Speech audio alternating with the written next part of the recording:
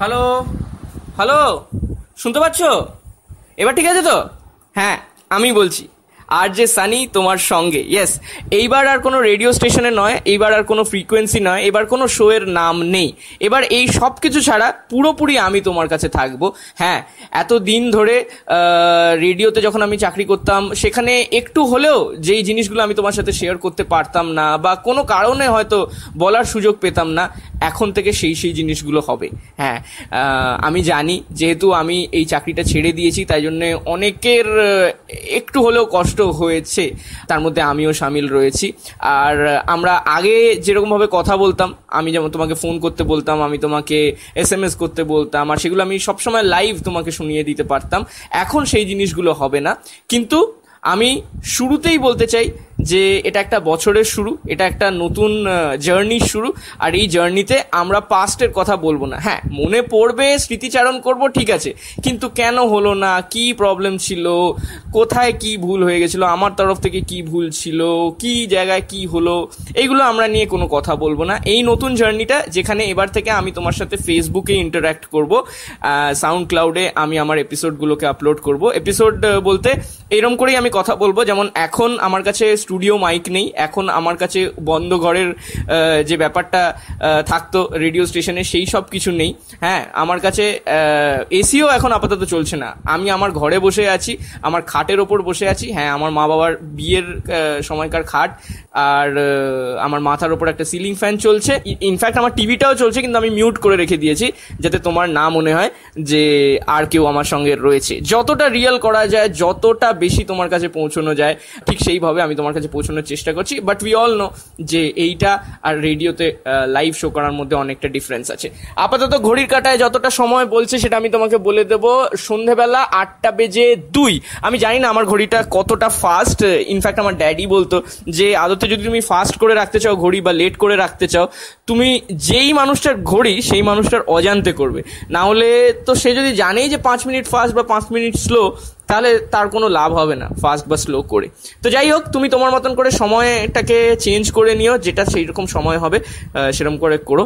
এইবার থেকে আমি আমার ফেসবুক পেজে রেগুলারলি, প্রত্যেক দিন না, যখন যখন পারবো এরমভাবে একটা করে এপিসোড আপলোড করব, যেখানে আমি আমার এক্সপিরিয়েন্সেসগুলো তোমার সাথে শেয়ার করব, সেগুলো তুমি শুনতে পাবে।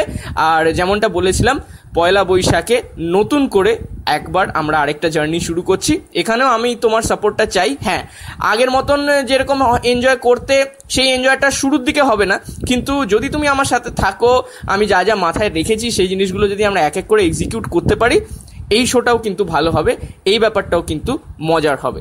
তো সেই বলেই শুরু করছি। সবাইকে একটাই কথা, আজকের দিনে যেহেতু শো শুরু করছি, শুভ নববর্ষ। যেই জিনিসটা দিয়ে শুরু করব সেটা হচ্ছে, অনেকজন অ্যাকচুয়ালি জানতে চেয়েছিল আমার কাছে, বা জানতে চায় যে আমি এখন কি করছি, কোথায় আছি। সত্যি কথা বলতে আমি ছুটি কাটাচ্ছি। 2 বছর আমি রেডিও করেছি, আর এই চাকরিটাতে যেই জিনিসটা সবচেয়ে বেশি দরকার ছিল, যেটা আমি খুব শুরুতেই বুঝে পড়ে গেছিলাম, যে আমার রেগুলারিটিটা মেনটেন করতে হবে। কারণ যারা যারা আমাকে রেডিওতে শুনবে তাদের একটা অভ্যেস করাতে হবে যে এই মানুষটা এই সময় অফিসে আসে, এই রাদার রেডিওতে আসে, আর এই সময় ওর শোটা হয়। তাহলে যদি আমার কারুর আমাকে ভাল লাগে, তারা সেই সময় রেডিও টিউন ইন করবে, আর তবেই তাদের অভ্যেসটা ডেভেলপ করবে। যার জন্য আমি কখনো ছুটি নিতে পারিনি। খুব জোর গেলে এই 2 বছরে আমি হয়তো 5টা ছুটি নিয়েছি নিজের থেকে, সানডেগুলো ছাড়া, সেকেন্ড স্যাটারডেগুলো ছাড়া। আর যতটা সম্ভব আমি লাইভ শো করেছি। এটা আমার যারা যারা সিনিয়র ছিল তারাও আমাকে শিখিয়েছে, যারা যারা আমার বড় ছিল অফিসে তারাও আমাকে শিখিয়েছে। তো বেসিক্যালি এই 15 দিন যবে থেকে ফিভার নাইট শিফট বন্ধ হয়েছে, আমি একটু সেই কাজগুলো করছি যেই কাজগুলো ঘরে থাকলে করা যায়। যেমন আমি যদি বাড়িতে একা থাকি, কেউ যদি আসার কথা হয়, তাহলে এখন থেকে ড্যাডি আমায় বলে যায় যে তুই সেই জিনিসটা রিসিভ করে নিস, অন্য কাউকে সেটা দায়িত্ব দিয়ে যায় না, বা আমাদের বাড়ির চাবি কারুর কাছে রেখে যায় না।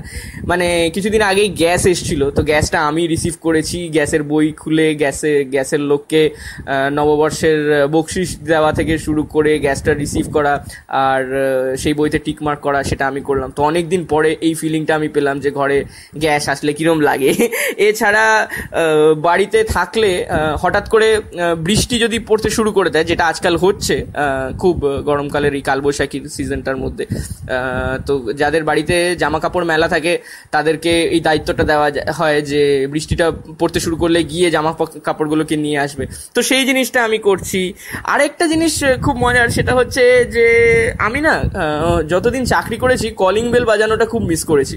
যখন আমি বাড়িতে আসতাম, বেশিরভাগ সময় ড্যাডি বাড়িতে থাকতো না, বা আমি যখন ড্যাডি বাড়িতে আসতো তখন আমি থাকতাম না।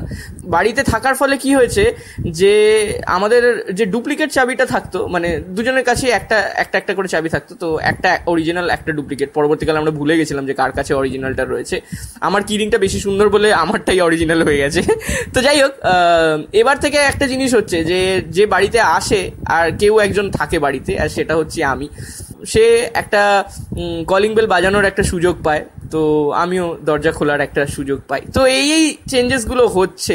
আরও বলবো তোমাকে যে আমি কীরমভাবে দিনগুলো কাটাচ্ছি আর কি করেছি এই 15 দিনে, আর তোমাকেও তারপরে বলবো যে তুমি কিভাবে এটাতে অংশগ্রহণ করতে পারো, মানে আমার এই শোটাতে, যেটা এবার থেকে তুমি ফেসবুকে শুনতে পারবে। আর আজকে গল্প করছি যে যবে থেকে আমি আমার রেডিও চাকরিটা ছেড়েছি তবে থেকে নিয়ে আজ অব্দি কি করছি। যেটা সবচেয়ে বড় ঘটনা ঘটেছে চাকরিটা ঠিক ছাড়ার পর, সেটা হচ্ছে আমি দীঘা গেছি। ইয়েস, আমি কলকাতায় 2005 থেকে রয়েছি।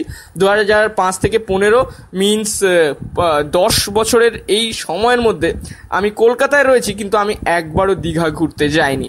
সেটা অনেক কারণই হতে পারে। আমি ঘুরতে যেতে ভালোবাসি না, বা আমার কাজ ছিল, বা কখনো হয়তো আমার কাছে পকেটে টাকা ছিল না ঘুরতে যাওয়ার জন্যে। এটাই হয় অ্যাকচুয়ালি, যখন টাকা থাকে তখন ঘুরতে যাওয়ার সময় থাকে না, যখন সময় থাকে তখন টাকা থাকে না, বা যখন টাকা আর সময় থাকে তখন অন্য কিছু থাকে না, কেউ থাকে না। তো এই সব মিলেই আমার কখনো যাওয়া হয়নি। আর কলকাতা থেকে 10 বছর থেকে দীঘায় না ঘুরতে যাওয়া মানে হচ্ছে নিজের ঘরে 10 বছর থেকে নিজের ঘরের বাথরুমে না যাওয়া, এইরকম একটা ভুল। তো দীঘায় গিয়ে দারুণ কিছু এক্সপিরিয়েন্স হয়েছে সবার আগে, আর তারপরে সমুদ্রে গিয়ে যে এই কটা এক্সপিরিয়েন্স হলো সেগুলো তো আর কি বলবো তোমাকে, তোমরা জানো। হ্যাঁ, সমুদ্রের জল এসে যখন পায়ে ঠেকে তখন দুর্ধর্ষ একটা ফিলিং হয়, আর সমুদ্রে যখন তুমি স্নান করো তোমার তখন একটা দারুণ ফিলিং হয়, ঢেউগুলো এসে গায়ে লাগলে, এগুলো তো আছেই। তবে সমুদ্রে স্নান করার যেটা সবচেয়ে মজার ব্যাপার হলো যে সবাই একসাথে স্নান করে, যেটা নিজের বাথরুমে কখনোই হয় না। আরেকটা হচ্ছে যে না শাওয়ার লাগে, না মগ লাগে, না বালতি লাগে, তুমি জাস্ট যাও আর গিয়ে স্নান করে চলে আসো। এইটা একটা মজার ব্যাপার হয়েছে। তারপরে আরেকটা জিনিস হচ্ছে, আমি অনেক দিন পর, ইনফ্যাক্ট এই প্রথম বোধহয় স্নান করার পর গা না মুছে এসে খেয়েছি। হ্যাঁ, অ্যাকচুয়ালি আমরা দুপুর নাগাদ পৌঁছেছিলাম, মানে ওই 11টা নাগাদ পৌঁছে গেছিলাম দীঘা যেদিন যাচ্ছিলাম, আর তারপরে গিয়েই আমরা না স্নান করতে চলে গেছি তোমার সি বিচে। স্নান টান করে এসে তারপর এত জোরে খিদে পেয়ে গেছিলো যে পাশের দোকানটায়, মানে আমরা ওই অবস্থাতেই, স্নান করা অবস্থাতেই এসে বসে খেতে শুরু করে দিয়েছি। তাতে দোকানদারের আপত্তি হয়েছিল, তবে আমরা সেটা মানিনি, খিদে পেয়ে গেছিল, খেয়ে নিয়েছি। আরেকটা জিনিস সেটা হচ্ছে যে দোকানে যখন আমরা খাচ্ছিলাম, বেশিরভাগ ভালো দোকানে যেটা করে, রেস্তোরাঁতে যেটা করে, সেটা হচ্ছে খাবারের নুনটা কম দেয়, যাতে যার নুন বেশি লাগে তারা নিজের মতন করে নুনটা নিয়ে নেয়। এই প্রথম নুন আর সমুদ্রকে আমি এত পাশাপাশি দেখলাম। সমুদ্রে যেখান থেকে নুন আসে, যেই নুনটা আমরা খেলাম সেটা এমন হতে পারে অ্যারেবিয়ান সির নুন, বা ইন্ডিয়ান ওশানের নুন, বা অ্যাটলান্টিক ওশানের নুন, হয়তো বে অফ বেঙ্গলের নুন, আমি জানি না কোথাকার নুন ওটা। নুন আর সমুদ্র যারা একে অপরের থেকে, মানে নুন তো সমুদ্র থেকে তৈরি হয়, সেটা একসাথে এই প্রথম আমি দেখলাম। এই একটা মজার এক্সপিরিয়েন্স। আরও তোমার কাছে আমি শেয়ার করবো যে আমি কিরমভাবে সময়টা কাটিয়েছি। আর ততক্ষণ তুমি শুনতে থাকো যা তুমি শুনছো। হ্যাঁ, আমার ফেসবুক পেজে আমার এই নতুন ব্লগ, আমার এই নতুন পডকাস্ট, যেখানে আমি সানি তোমার সঙ্গে শেয়ার করব এবার থেকে আমার মনের হালচাল, আর তুমিও করতে পারবে সেগুলো আস্তে আস্তে বলছি কি করে। তো আজকে যেটা নিয়ে কথা বলছি সেটা হচ্ছে এই চাকরি ছাড়ার পর আমার কি কি অভিজ্ঞতা হয়েছে। যেহেতু কলকাতায় ভোটের মরশুম চলছে, তো জায়গায় জায়গায় আমি ভোটের প্রচার দেখছি। হ্যাঁ, এটা শুনতে ভাল লাগে না, কারণ কিন্তু এটা ঠিক যে এরকম আমাদের মধ্যে অনেকজন আছে যারা আমাদের ওয়ার্ডে কে দাঁড়ায় বা কে সেটার আমরা খবর রাখি না, মানে অনেকজনই আছে। আর সেটা যতটা ভুল আমাদের, তাদেরও যারা দাঁড়ায়, কারণ তারাও তো আমাদেরকে দেখা দেয় না 5 বছরের মধ্যে জেতার আগে, আর তারপরে যখন আমার নতুন ইলেকশন হয় তার আগে তাদেরকে দেখা যায়, তার মাঝে তারা কখনো এসে কথা বলেন না।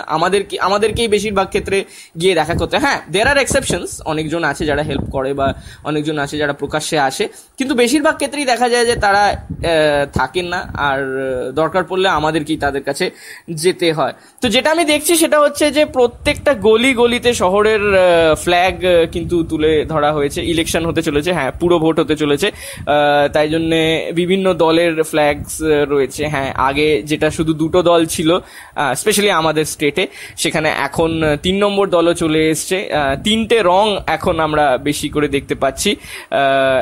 আরেকটু হলেই অ্যাকচুয়ালি একটা ট্রাফিক সিগন্যাল হয়ে যেত। সবুজ আগে থেকে ছিল, আমরা জানি কোন দল, লাল আগে থেকে ছিল, আমরা জানি কোন দল।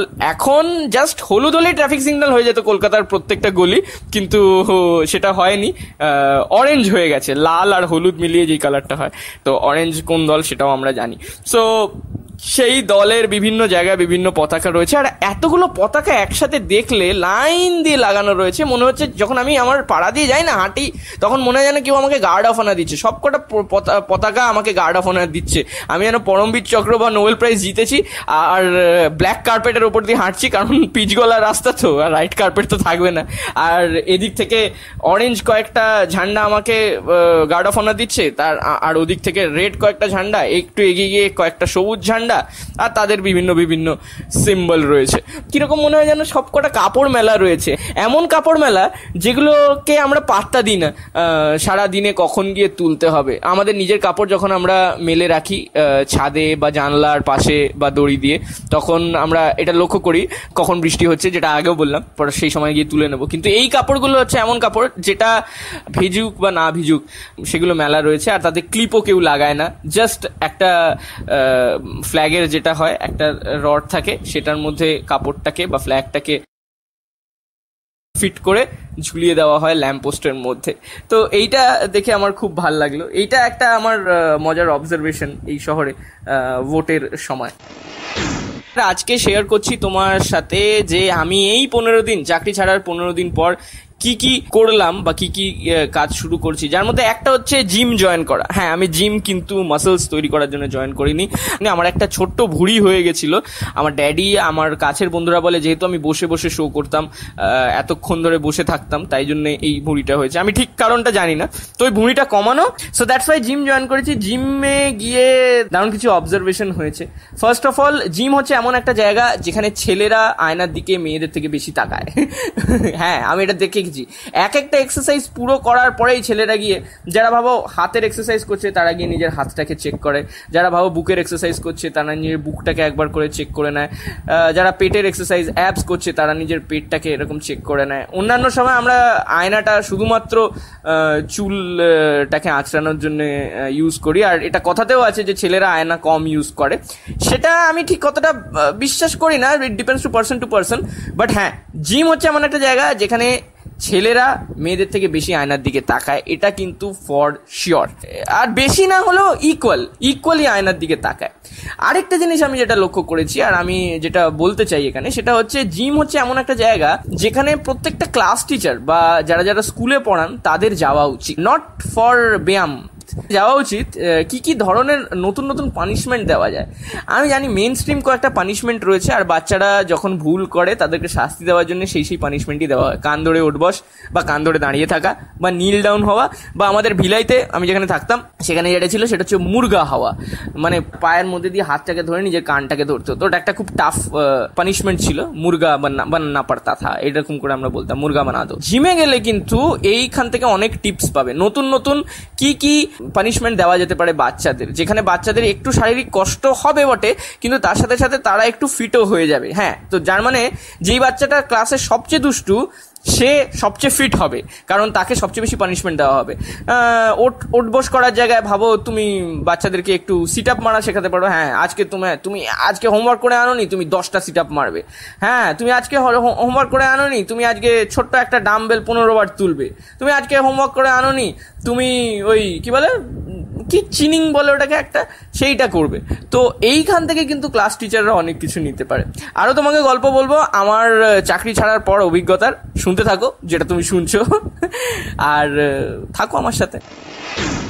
তবে এই কদিনে আমার যেটা সবচেয়ে প্রিয় অবজারভেশন সেটা তোমার সাথে শেয়ার করছি, সেটা হচ্ছে দুপুরবেলা গরমকালে স্নান করতে যাওয়ার অভিজ্ঞতা। তুমি যখন তোমার বাথরুমে ঢোকো, আর যারা মগ দিয়ে স্নান করো বা যারা শাওয়ার চালিয়ে স্নান করো, তারা সবাই এটা ফিল করো। ইনফ্যাক্ট ছোটবেলায়, এখনো ইনফ্যাক্ট ড্যাডি আমাকে বলে যে লাস্টে বাথরুম ইউজ করবে, মেক শিওর যে সে বালতিটা যাতে ভরে রাখে। সেটা কারণ হচ্ছে যে জলটা ট্যাঙ্ক থেকে এসে জলটা যদি বালতির মধ্যে 5 মিনিটও থাকে, সেই জলটা নর্মাল টেম্পারেচারে হয়ে যায়, আর তুমি ডিরেক্ট ট্যাঙ্কের জলটা থেকে স্নান করা থেকে বেঁচে যাও। হ্যাঁ, যারা দুপুরবেলা স্নান করতে যাও গরমকালে, তারা খুব ভালোভাবে জানো যে ট্যাঙ্কের জলের টেম্পারেচারটা কি হয়, আর সেটা খুব কষ্টদায়ক গরমকালে। তুমি গরমকালে গরম জল দিয়ে স্নান করো, যেটা আমরা কেউ চাই না। এবার ইনফ্যাক্ট মজাটা হচ্ছে এইটা, যে জলটা যখন আমার গায়ে পড়ছিল না, আমি যখন শাওয়ারটা অন করেছিলাম, তখন আমার বেশ গরম লাগছিল। আর সেই গরমটা ঠিক ততটাই গরম যতটা গরম আমার বাবা আমাকে বলে শীতকালে আমি যখন সকালের দিকে স্নান করি তখন জলটাকে করতে। শীতকালে বলে যে বেলায় স্নান করতে, যাতে আলাদা করে জল গরম করার প্রবলেমটা না হয়, আর গরমকালে বলে সকালে স্নান করতে। লক্ষ্য করে দেখো আর তোমরা কি কি দেখছো, গরমকালটা কিভাবে এনজয় করছো। সবাইকে শুভ নববর্ষ, আর এই বছরটা ভালো করে কাটুক। আমরা আরো আড্ডা দেবো, আমরা আরো কথা বলবো। সফর জাস্ট শুরু হয়েছে, আর তোমাদের উইশেস চাই, তোমাদের সাপোর্ট চাই। আরজে সানি ফেসবুক পেজে এবার থেকে উইকলি এরকম একটা অডিও এপিসোড তোমরা পাবে, যেখানে আমি তোমার সাথে ইন্টারাকশন করব। তোমাদের মেসেজেস তুমি আমাকে পাঠিয়ে দিতে পারো আমার ফেসবুক পেজ আরজে সানিতে, বড় হাতের আর বড় হাতের যে স্পেস দিয়ে SUNNY। আর সত্যি কথা বলতে আমি স্বপ্ন দেখি যে এই যে কাজটা, এই ব্লগিং, এই অডিও ব্লগিং যেটা আমি শুরু করেছি, সেটাও আমাকে কখনো না কখনো একটা মানিটারি বা একটা মানে একটা মজার জায়গায় আমাকে নিয়ে যেতে পারে। I believe that. রেডিওতেও যখন আমি শুরু করেছিলাম তখন আমি ভাবিনি, তো রেডিওতে যদি হতে পারে এখানেও হতে পারে। So everything is up to you and up to me. আমি যদি পুরোপুরি ঠিকঠাকভাবে খাটতে পারি, তাহলে আমরা এটাকেও ততটাই অ্যাকসেপ্টেবল করে তুলতে পারবো যতটা আমার শো ছিল, বা তার চেয়েও বেশি। আর তোমাদের ভালো খারাপ লাগলো কি লাগলো না, সেগুলো আমাকে জানাতে থেকো। আরও অনেক কথা হবে, আরও অনেক মনের কথা বলবো। আমি যেরকম ছিলাম আমি সেরকমই আছি। জাস্ট একটাই তোমার কাছে রিকোয়েস্ট, তুমি যেরকম ছিলে ঠিক সেরকমই যেন তুমিও থাকো। শুভ নববর্ষ সবাইকে। Thank you so much for being there with me.